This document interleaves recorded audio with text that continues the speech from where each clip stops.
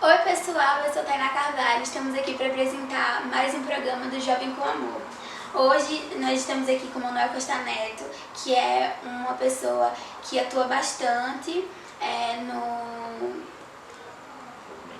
no movimento espírita, e ele veio aqui hoje para tirar algumas dúvidas sobre o preconceito e sobre as drogas. Muito bem, vamos começar. Quais os efeitos da droga no ser humano, espiritualmente falando? Toda e qualquer ingestão de droga, ela vai se alojar justamente na porção perispiritual. Porque vejam, nós temos o corpo físico, nós temos o corpo espiritual, que é o espírito, nós temos o perispírito. A palavra perispírito é a mesma raiz da palavra periferia, que é em volta de. Então o perispírito envolve o espírito. No caso específico, todas as vezes que você agride o corpo humano, isso pode ficar marcado no seu perispírito. E a droga é um elemento que pode ficar marcado.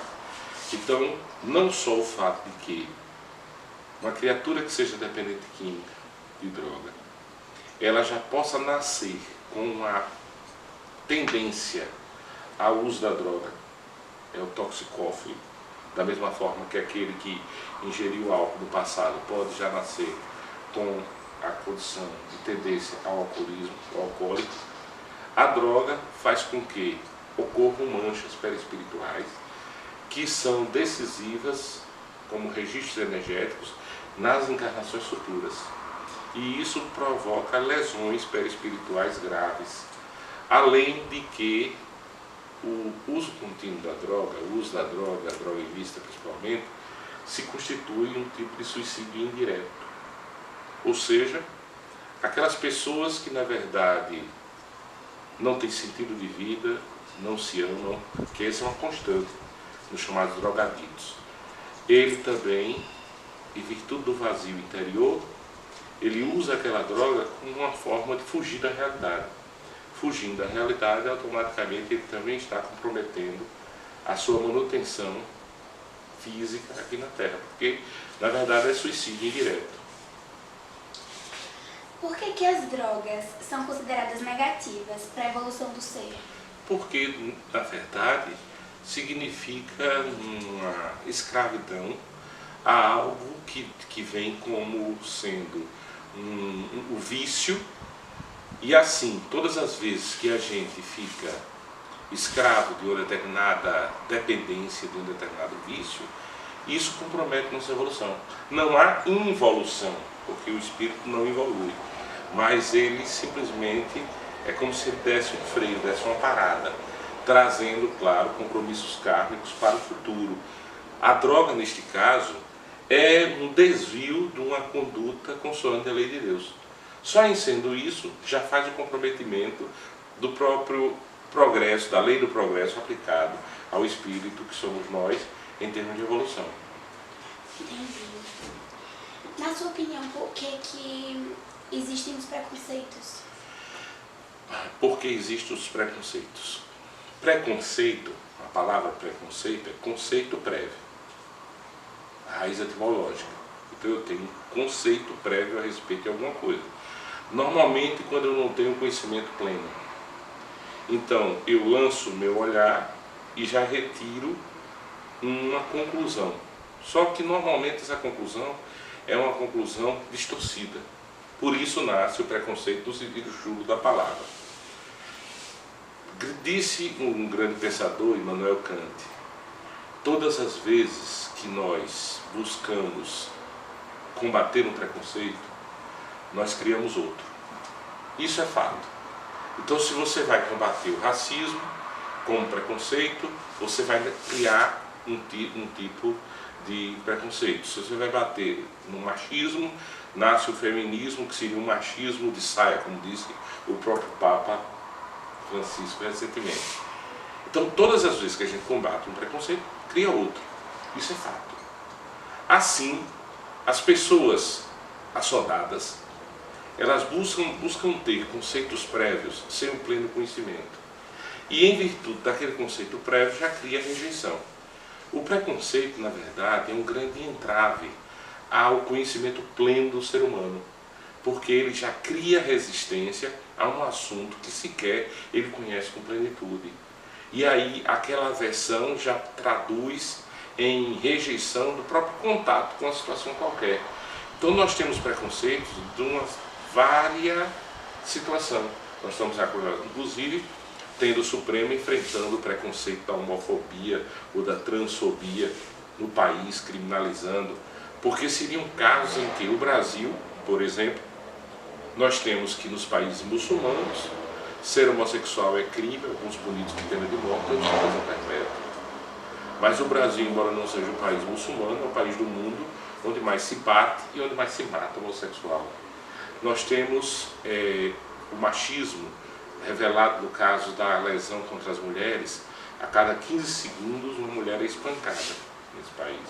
A cada hora e meia uma mulher é morta. Isso é um genocídio. Nós temos outros preconceitos relativamente à própria raça, pela própria condição de falta de educação do ser humano. Se o ser humano tivesse a serenidade para, diante de um fato novo que ele não conhece, ou de alguma coisa que ele fosse revelado, ele pudesse pensar, parar, para tirar seus próprios conceitos, não. Ele se vale do outro. E aí vira aquela situação que nós nascemos únicos e morremos cópia. Porque vivemos copiando os outros em tudo, na moda, no estilo de falar, no modo de escrever, no modo de caminhar. E o preconceito é um desses elementos que se engajam como pejorativamente para a própria evolução do ser humano. E esses preconceitos falam sobre nós mesmos? Falam sobre nós mesmos. Nós assistimos no outro algo que nós possuímos. Nós apontamos no outro, normalmente, o defeito que nós possuímos. O outro serve como espelho para mostrar para a gente a nossa sombra, que a gente não tem a capacidade de revelar. Então, existe um trocado latino que diz assim: in meritus status virtus, ou seja, no meio está a virtude. Eu não posso ser nem 0 nem 1000, eu tenho que ser no meio. In meritus status virtus, no meio está a virtude. O que é o preconceito?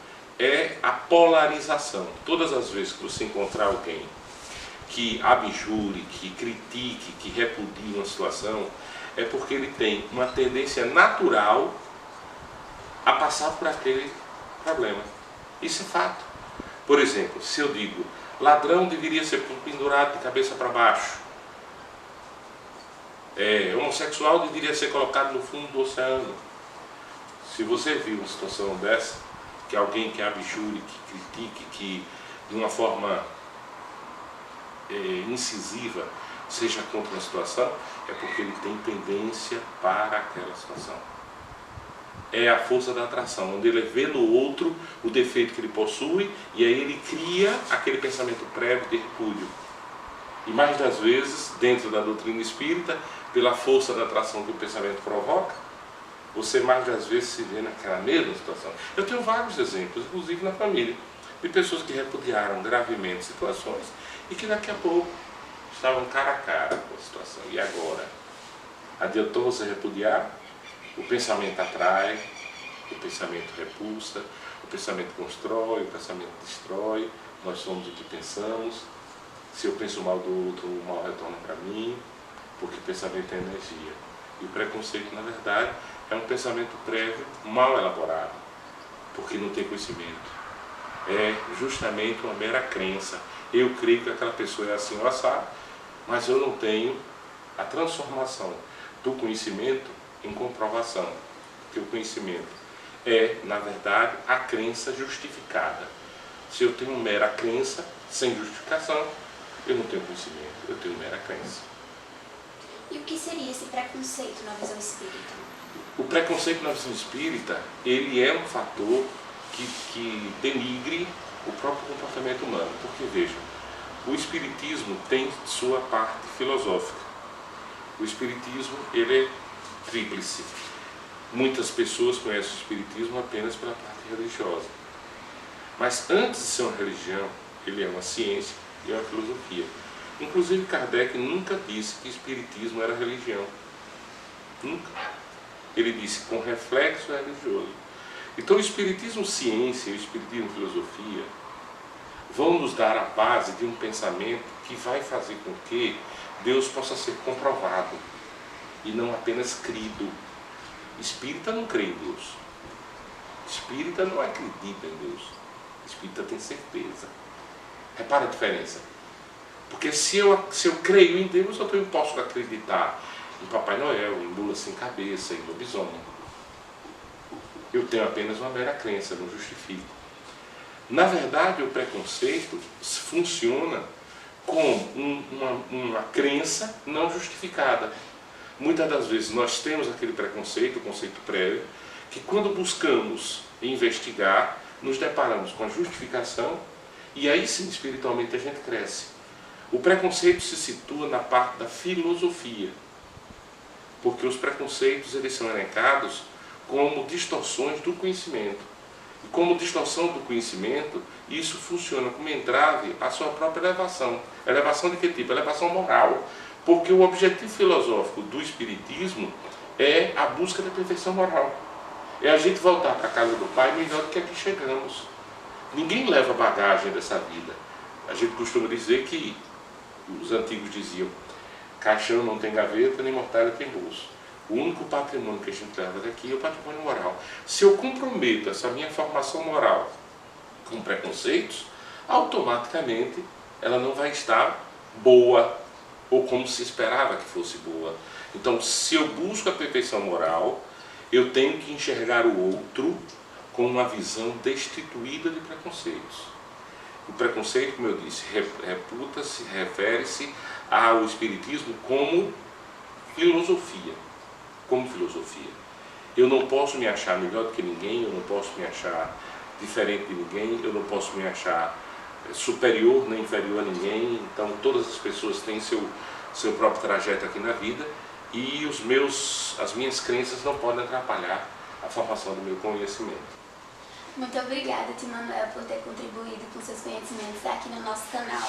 Gostaria de deixar alguma mensagem? Eu fico muito satisfeito com a iniciativa da juventude, porque a ideia do Espiritismo, do ponto de vista investigativo, para efeito de conhecimento, de melhoramento de comportamentos, porque na medida em que você passa a se conhecer, na medida em que você observa o que é que você está fazendo aqui, por que é que você nasceu, por que coisas ruins acontecem às pessoas boas, por que coisas boas acontecem às pessoas ruins, qual a nossa missão aqui na Terra, a gente se estrutura, a gente ganha corpo, a gente vê qual é o nosso objetivo de vida e, claro, buscando melhoramento. Quando eu vejo a juventude envolvida com isso, porque Espiritismo é compromisso, né?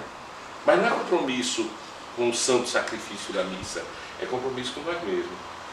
E para a juventude é maravilhoso. Se para os idosos funciona como sistema de consolação, podemos assim dizer, para a juventude é norte, para a juventude é pensamento, é realidade. Isso aqui é muito bom. Meus parabéns. Obrigada. Pessoal, acessem o nosso canal.